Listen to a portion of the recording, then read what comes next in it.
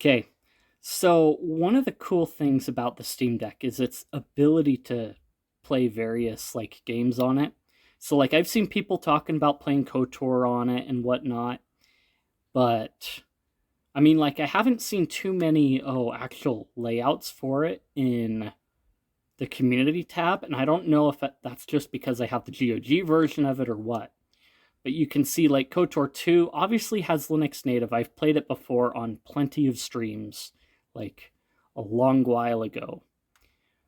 But I've spent a lot of time on Steam Deck playing KotOr 2. I have like a new game specifically that I started on it. So when you I've got this game, these are all the games that yeah. So obviously KotOr 2, when Aspire ported it over, had gamepad controls integrated in. So it was pretty easy. Nothing really to think about. Just plays pretty standard. And having played it on the Steam Deck, I can, yeah. I'm kind of used to it. So the weird thing that we get is once you get into the original KotOr, because it doesn't have the native gamepad support like KotOr 2 does. And it doesn't have the Linux native either. So when you go into it, I kind of put together my own layout for it.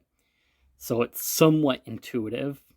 And it's the only one on community that I see. So if we go into view layout, you can see I've got the different, so I've got Q and E set on the bumpers. So it's like the, KotOr 2 in that respect, and where you hit the bumpers to switch between focused items and through the tabs in the menu as well. You've got, cancel menu on the button over here. I believe that matches, and then start over here has that pause as well. Right and left click were kind of weird because the triggers aren't used too much in KotOr 2, but so it ends up being kind of like one of those interesting ones. And then obviously right trackpad and joystick are your mouse controls. The ABXY cluster is interesting when I did it. So you've got Y key as your clear combat. And then I did a double press to turn into F key, which cancels the combat completely. So you get cancel action in combat and then cancel combat completely.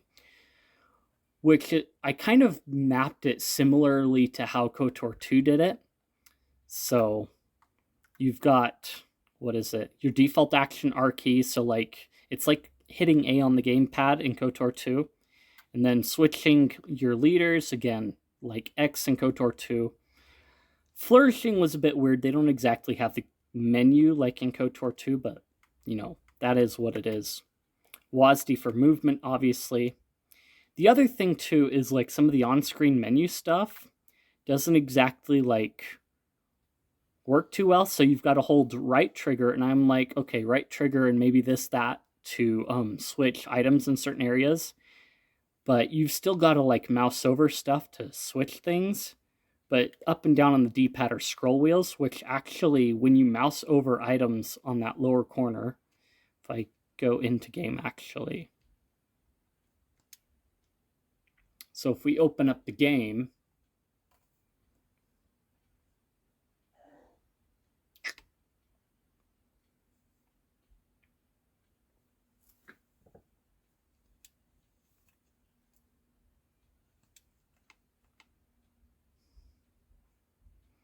hello.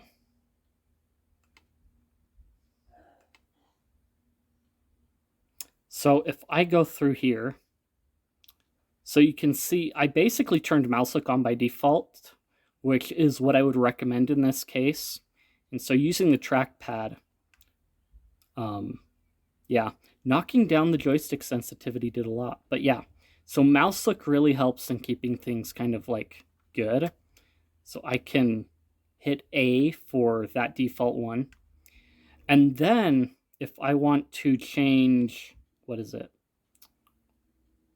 What's the word for it?